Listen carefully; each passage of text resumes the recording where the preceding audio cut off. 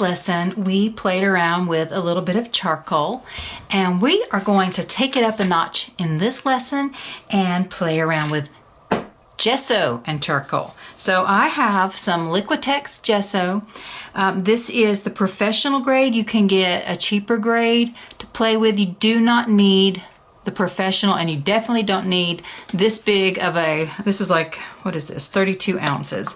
You don't need this much. But this is a fun medium to play around with. We do several different lessons with charcoal and gesso in the Masterpiece Society. I think we do mixing with the masters. We have a Rembrandt selfie. He was famous for loving to paint himself. And then I believe in the Playful Pet Portraits, we did charcoal and gesso bunny. It seems like we might have done another one, but I can't remember at the moment. But in this one, we are going to create a cute little chickadee. So I went on Pexels, PEXELS.com, and you can download free pictures, free images to use. And so, of course, I wanted to use a bird, and since we're doing charcoal and gesso, it would be great to use a bird that is black and white, and this cute little chickadee came up first, and that's what we're gonna do. So, let me stand up so I can see. I'm going to just trace out. Oh, by the way, we've been using copy paper, but now I am actually using watercolor paper just because the gesso is liquidy and it could come through on regular copy paper. So I suggest for this exercise using a watercolor page. So I'm just going to sketch it out with my charcoal pencil. So just look at this, and you can see that it's sort of an oval shape. Comes in here, there's a little bit of a curve here, and then you don't even see the bird's tail. So it's not that difficult to draw birds.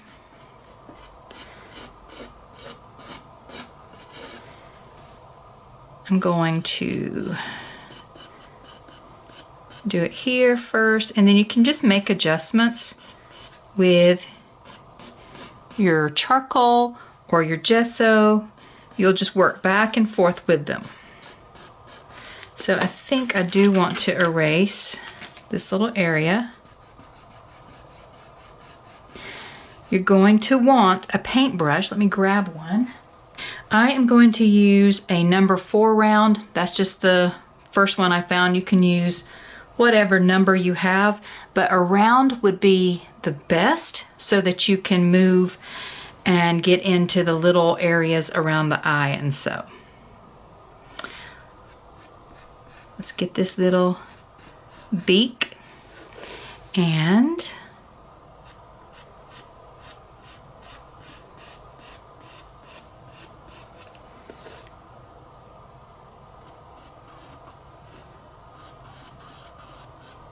the eye there.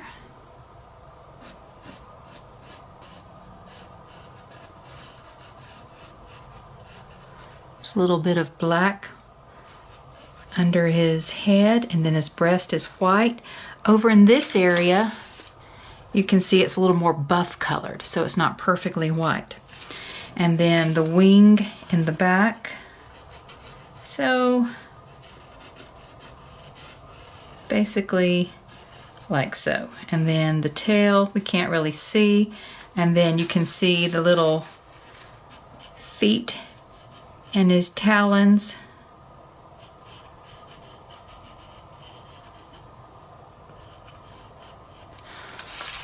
But we're not going to pay a lot of attention to that because we just want to experiment with our gesso. Oh, also I see a little bit of black right up here. So there's black here, white here, a little bit of white feathers here, and underneath that another row of black. So what I'm going to do first, well, first let's just give him an eyeball. Well, he has an eyeball, let's give him an iris and a pupil. And then I'm going to color in all the black parts with my charcoal. And even in the black, there are some little areas of white feathers. So you want to remember that. And you can see that this particular paper that I'm using, since it's watercolor paper, it has texture to it. I don't love that, but that's okay. We can always grab our blender or tortillon and smooth it out in a bit. But our gesso is going to be wet.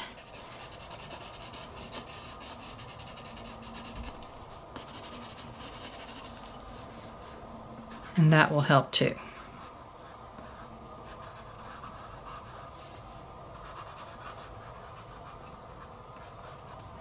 So once again, you can choose whatever subject you want to try this with. You do not have to use a bird. I think just because this is kind of bugging me, I'm going to come in here and smooth it out a bit with my tortillon. All right, and so now you're going to find out that this is going to be a little dance back and forth with your charcoal and your gesso. So what I'm going to do is grab my brush wherever I put it, and I'm going to dip it in the gesso, and I'm going to just put a tiny bit over this charcoal. And that is going to smooth it out.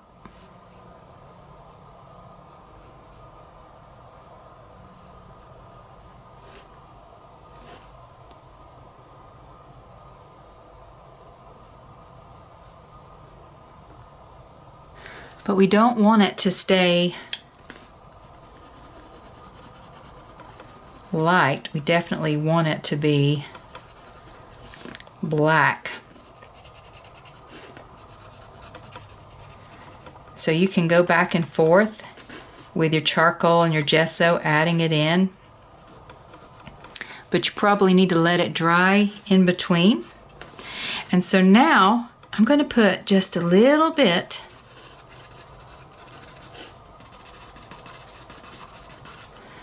of charcoal there, and then come in with my gesso. I'm going to move it around. So I'm going to make short little strokes that are going in the same direction as the bird's feathers.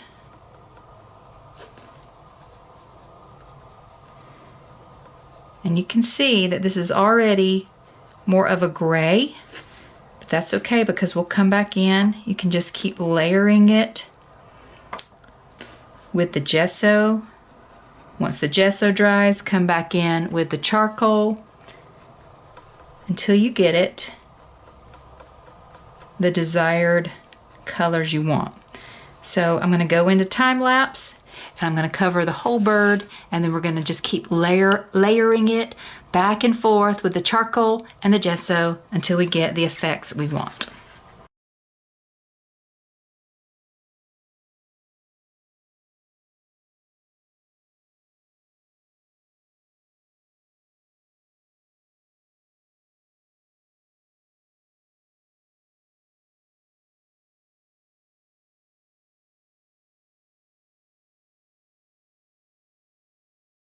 All right, so I can get pretty carried away with this, but before I do, hold on a second, let me just blend that right there and then add some gesso to that. Before I get too carried away, I want to show you one thing I want to do is make this eye a bit bigger. I actually covered it up too much, and so I'm going to come in with my white charcoal, which, by the way, you can use this with your gesso.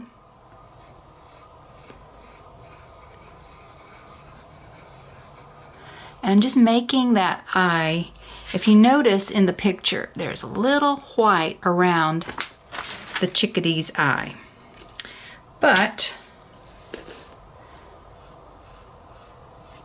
I made it too small, and so using the white gesso, I can make the eye big, the white charcoal, I can make the eye bigger and it still has that little white around it. If you don't have the white charcoal, you could come in with just the straight gesso and paint a little circle around the eye. Probably need a thinner brush than what I'm using. And then don't forget to give a little white dot to show, let me pull you in a bit so you can see that, to show the eye reflecting the light. That brings your animals and your people to life. So I think I'm pretty much done. This paper I'm not loving because of the texture on it. And it was a cheap thing, but that's okay. We're gonna keep going with it. But I think I'm done with the black part.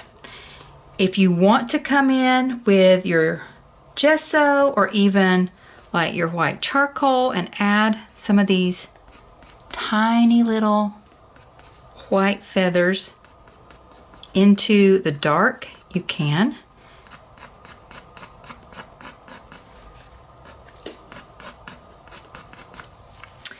But at the very end, once you kind of have the shading you want, so it was grayer here and I have it gray here, it's brighter here, I left it as white as I can, and then here it's, like I said earlier, it's buff, but I just left it a little more white since we didn't have a lot of white. But at the very end, after this is dry, probably want to let it dry longer than what I'm doing, you come in with your just solid white gesso and add in all the highlights back over the top of the gray feathers so that you have that dimension to your bird. You can see the shades of the darker feathers underneath the lighter feathers. And I'm going to go ahead and add that all over the bird, and I still need to do something about this sad little beak here, and then we'll be done.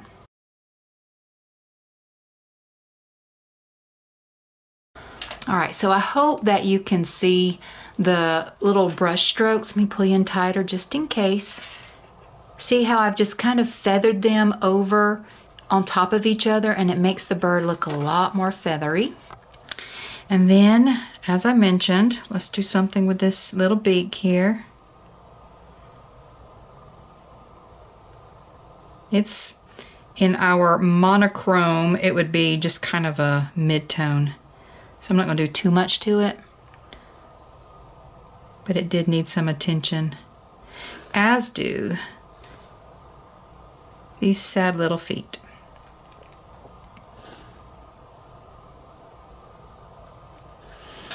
All right, so there is our charcoal and gesso chickadee, and obviously he's sitting on a little branch or something. You can't see his tail. I may go ahead and finish off his tail because he looks a little sad, but I would love to see your experiments with charcoal and gesso.